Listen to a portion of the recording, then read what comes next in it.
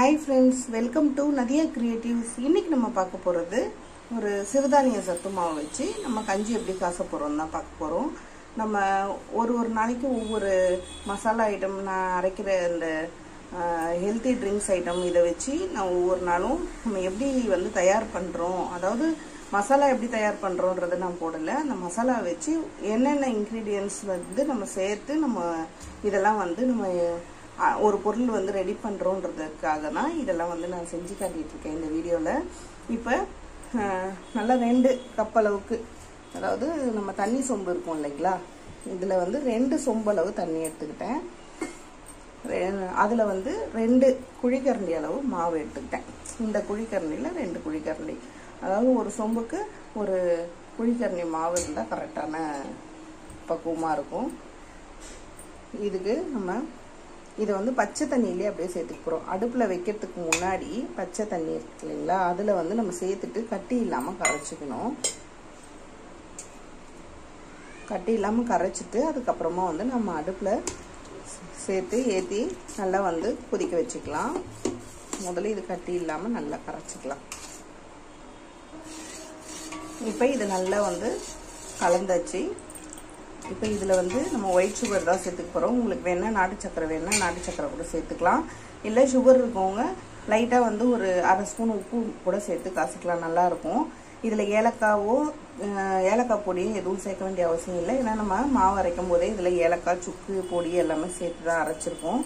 இப்போ நம்ம இதில் குழிக்கரண்டியில் 2 குழிக்கரண்டி அளவு மாவு போட்டோம் இல்லைங்களா, இதில் வந்து குழிக்கரண்டியில் ஒரு 3 to 4 குழிக்கரண்டி அளவு ஒயிட் சுகர் வந்து நான் சேர்த்துக்கிறேன். இப்போ இதையும் லைட்டாக கலந்து கொடுத்துட்டு இப்போ நம்ம கேஸ் பற்ற வச்சு அதில் வச்சுக்கலாம். இப்போ ஃபுல் ஃப்ளேம் தான் வச்சுருக்கேன். வச்சுட்டு இது வந்து நல்லா வந்து நம்ம அந்த சுகர் தான் வந்து நல்லா கரையணும். நமக்கு இந்த மாவில் நல்லா கரைஞ்சிருச்சு கட்டி இல்லாமல். சுடுதண்ணியில் போட்டு கலந்தீங்கன்னா, கொதிக்கும் போது அந்த தண்ணியில் மாவு போட்டு கலந்தீங்கன்னா கண்டிப்பாக வந்து கட்டி கட்டியாக வந்து ஆகும் மாவு. அதனால தான் நம்ம முதல் பச்சை தண்ணியிலேயே கலந்துட்டு அதுக்கப்புறம் வந்து நான் இந்த மாதிரி வச்சுக்கிறது. இப்போ இது நல்லா வந்து கொதிச்சு பொங்கி வரும். ஃபுல் ஃப்ளேம் வச்சுட்டு இருக்கும்போது கைவிடாமல் கிண்டிகிட்டே இருக்கணும், இல்லைன்னா அடி பிடிக்கும் மாவு. இந்த மாதிரி நல்லா கைவிடாத ஒரு 5 minutes கிண்டிகிட்டே இருக்கும்போது நல்லா பொங்கி வரும். அப்புறம் ஸ்லோவில் வச்சு ஒரு 5 நிமிஷம், அவ்வளோதான். 10 நிமிஷத்தில் நமக்கு கஞ்சி ரெடி ஆகிடும். காலையில் வந்து டிஃபன் தான் கொடுக்கணும்னு இல்லை, பசங்களுக்கு பெரியவங்க வயசானவங்களுக்கு எல்லாத்துக்குமே வந்து இந்த ஹெல்த் ட்ரிங்க்ஸ் வந்து கொடுத்தீங்கன்னா ரொம்ப வந்து விரும்பியும் சாப்பிடுவாங்க, உடம்புக்கும் கொஞ்சம் ஹெல்த்தியாகவும் இருக்கும். இது வந்து கண்டிப்பாக ட்ரை பண்ணுங்கள். உங்களுக்கு தேவைப்பட்டதுன்னா நான் வந்து இதில் டிஸ்கிரிப்ஷன் பாக்ஸில் வந்து மசாலாவுடைய டீட்டெயில்ஸையும் என்னுடைய கான்டாக்ட் நம்பரையும் தரேன். நீங்கள் வாட்ஸ்அப் பண்ணுங்கள். வாட்ஸ்அப்பில் வந்து நீங்கள் இந்த மசாலா வேணும் உங்களுடைய அட்ரஸோடு சேர்த்து போட்டிங்கன்னா கொரியரில் கூட நான் அனுப்பி விட்றேன். கொரியர் சார்ஜஸ் எக்ஸ்ட்ரா, சரிங்களா? இந்த மாதிரி நீங்கள் வாங்கி யூஸ் பண்ணி பார்த்துட்டு எப்படி இருக்குன்னு கண்டிப்பாக சொல்லுங்கள். உங்களுக்கு பிடிச்சிருந்தா லைக் பண்ணுங்கள், ஷேர் பண்ணுங்கள், கமெண்ட் பண்ணுங்கள், சப்ஸ்கிரைப் பண்ணுங்கள். இது வரைக்கும் வந்து நான் போட்ட வீடியோஸில் யாரோ ஒருத்தர் மட்டும்தான் கமெண்ட் வருது. மற்றவங்களாம் யாருமே வந்து எனக்கு எந்த கமெண்ட்டுமே பண்ணுறதில்ல. ஏதாவது உங்களுக்கு அது ப்ளஸ் ஆர் மைனஸ் எதாக இருந்தாலும் பரவாயில்ல, கொஞ்சம் டவுட்ஸ் இருந்தாலும் பரவாயில்ல, எனக்கு அனுப்பிவிட்டிங்கன்னா நான் கண்டிப்பாக உங்களுக்கு ரிப்ளை பண்ணுறேன். இப்போ கொதிச்சு வந்த பிறகு எப்படி இருக்குன்னு பார்க்கலாம். இப்போ 5 நிமிஷத்தில் இந்த மாதிரி நல்லா பொங்கி வருது பாருங்க. கொதிச்சு